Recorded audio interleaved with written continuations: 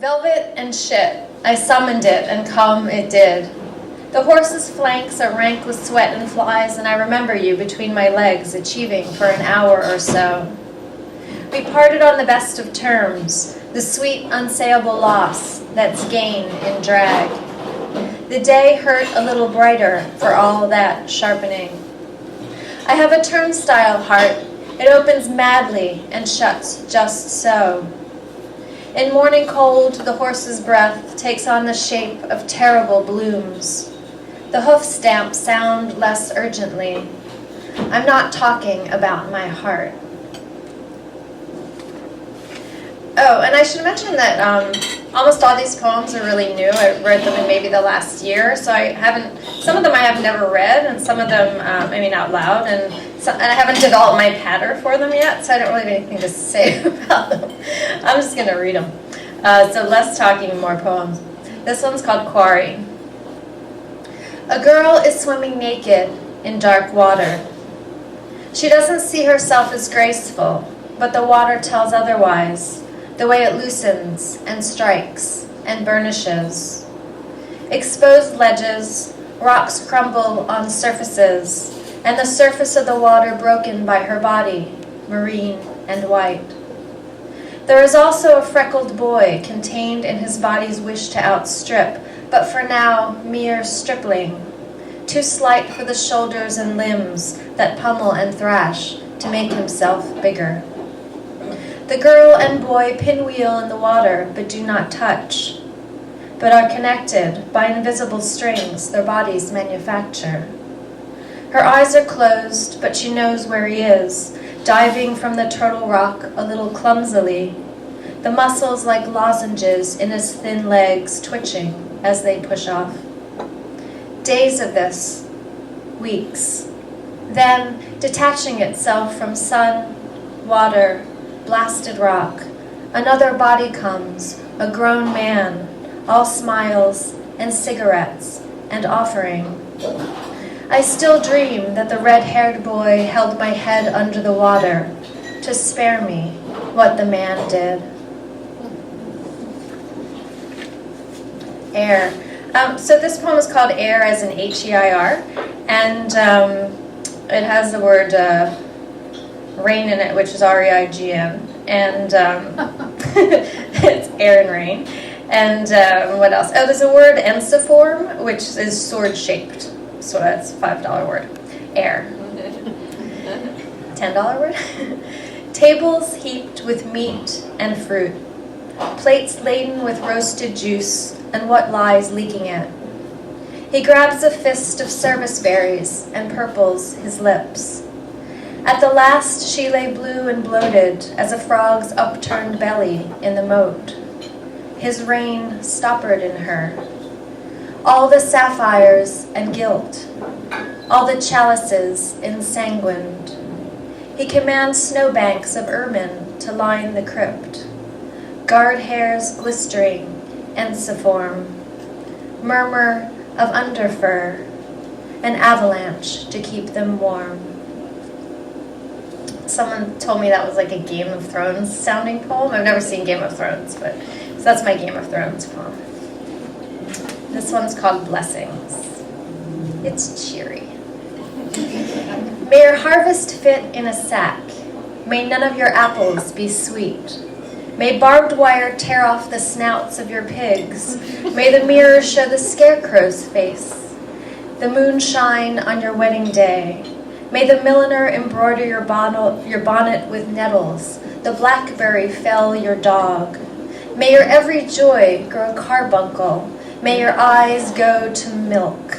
May the moth make its nest in your bedclothes, the wind blow sickness in your ears. May your husband leave you for a crone. May his mother season your cooking from the grave. May corncrakes gnaw your sour bones, a shadow fall across your shadow. The mice lay their eggs in the mouths of your children. Your children have the blacksmith's eyes. May tracks lead hunters to your door. Your fingers melt like candles. May you succumb to God's terrible kittens. May the wolf carry off the heart of your heart, and the swans swim thrice by your grief. Have a nice day. Beast. Tadpole with legs. Hawk with a long tail that is a snake dangling from its beak. The apple limb grafted to the plum tree. Blue Mustang with a dull white hood. Ken with a head of Barbie. The boy with a new plump fist of heart or kidney, or some shining pins or discs, or a thick imperative tube fastening a mechanism of breath. What's wrong with me is you. This one I can say a little bit about. It's called Anthem, and I grew up near Philly, and I wanted to write a poem, or I just started writing a poem that kind of brought back, harkened back to kind of what Philly was like for me in those days. It was fun, and it was dirty, and it was just grimy and naughty and great. So this is called Anthem. It's my anthem to Philadelphia. The reason I called it Anthem is because I wrote this whole thing and I realized I didn't mention any music. And music when you're sort of a teen or early 20s is like the thing. So I called it Anthem, figuring that was my way of getting the music into the poem. We were all in love but didn't know it.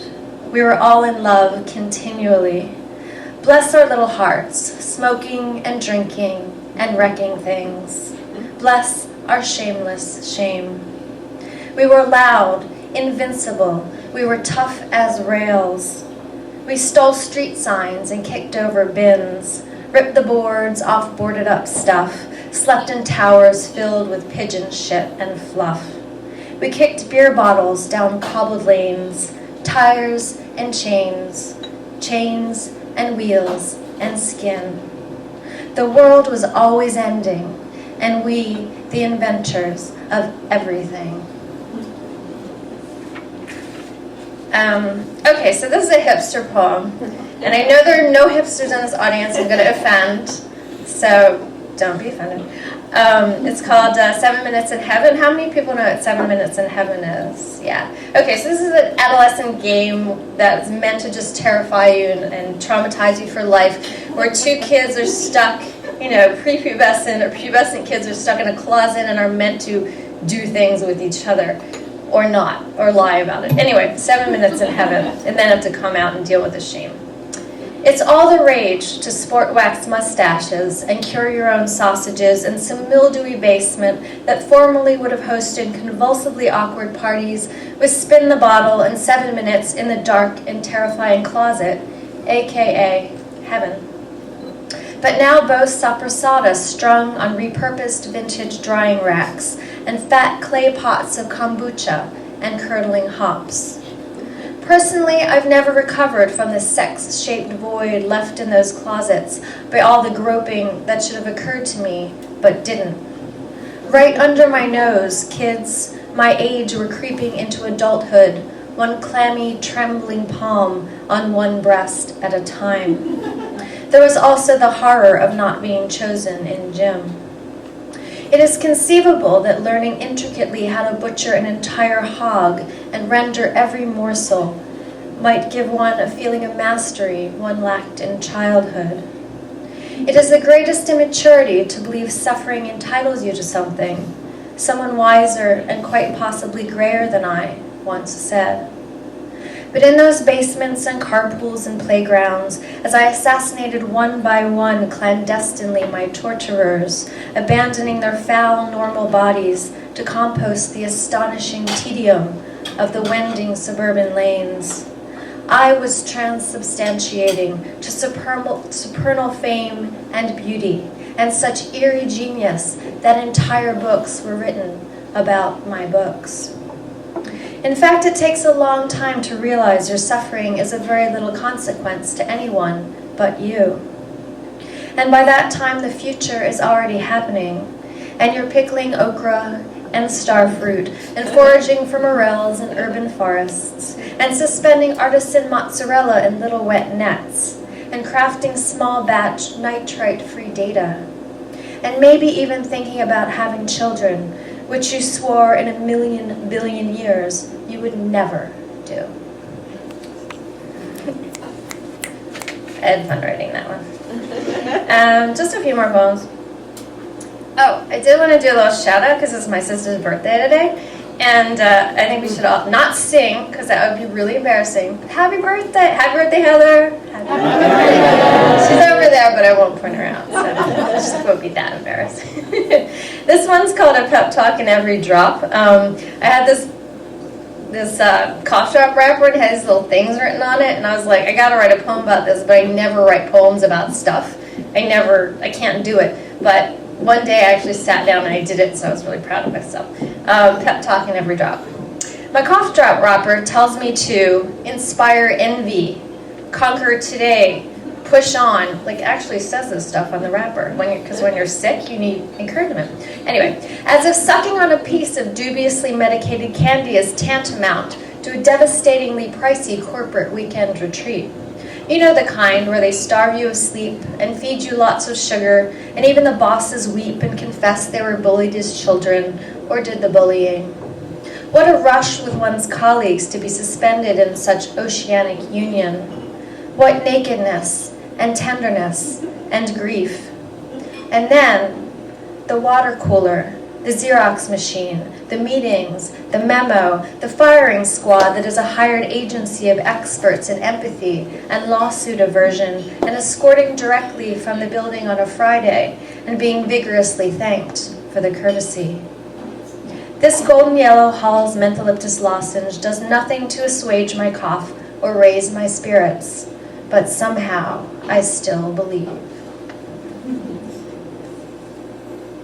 That was a world premiere. I've never read that one before. Okay, two more little poems. This one's called Mouth.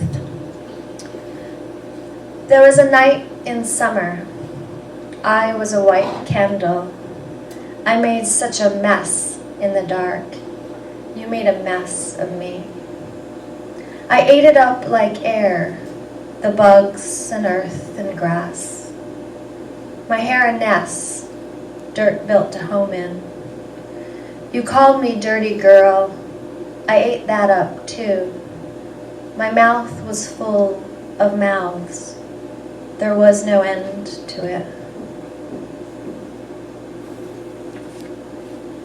And finally, this is called Harder. If you're going to storm, I said, do it harder. Pummel nests from limbs and drown the furred things in their dens. Swell creek to flood, unhome the fish. Everything's got too cozy. Winnow, flush, let's see what's got the will. Let's watch what's tender, choke or breathe. Try to make a mark on me.